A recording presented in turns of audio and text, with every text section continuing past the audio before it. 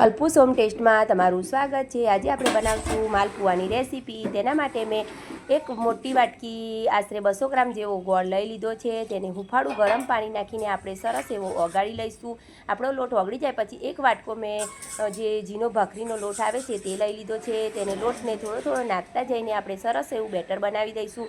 તમારે લોટને થોડો થોડો નાખવાનો અને થોડું થોડું મિક્સ કરવાનું, જેથી તેમાં ગાંઠા ન પડે તેવી વાતનું તમારે ખૂબ ધ્યાન રાખવાનું। લોટ આપણો સરસ એવો મિક્સ થઈ જાય અને બેટર આ રીતે ચમચામાંથી પડે એવું હોવું જોઈએ। પછી આખા મરી અને ઇલાયચીનો ભૂકો નાખીશું ને ફરી તેને સરસ એવું મિક્સ કરી દઈશું।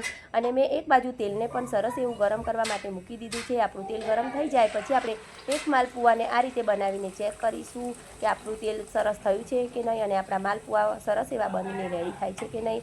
તમે જોઈ શકો છો મારા માલપુઆ સરસ એવા બનીને રેડી થયા છે। તેને ગોલ્ડન બ્રાઉન થાય ત્યાં સુધી થવા દઈશું અને ચમચામાં આ રીતે પ્રેસ કરીને તમારે દબાવીને કાઢી લેવાના ટિશ્યુ પેપર પર, તેથી વધારાનું તેલ શોષાઈ જાય। એ જ રીતથી આપણે બીજા માલપુઆ પણ બનાવીને રેડી કરી લઈશું। તમે આ રીતનું પોળું વાસણ લેવાનું, તેથી તમારા માલપુઆ સરસ એવા બનીને રેડી થાય।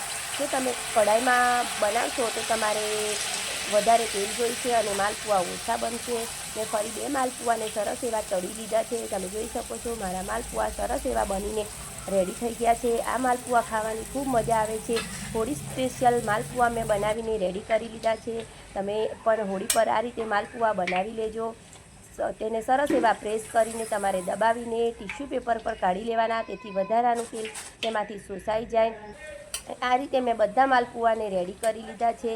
તેને આપણે ગરમા ગરમ સર્વ કરીશું। ઉપરથી થોડો એવું બદામનું કતરણ નાખીશું અને થોડો એવો ખસખસ નાખીશું। આપણા ગરમા ગરમ માલપુઆ બનીને રેડી છે। તમે તેને એન્જોય કરી શકો છો।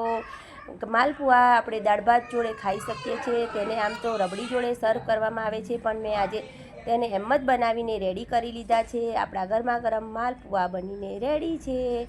તમે તેને એન્જોય કરી શકો છો।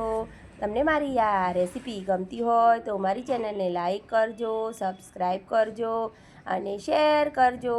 તમારો ધન્યવાદ। જય માતાજી।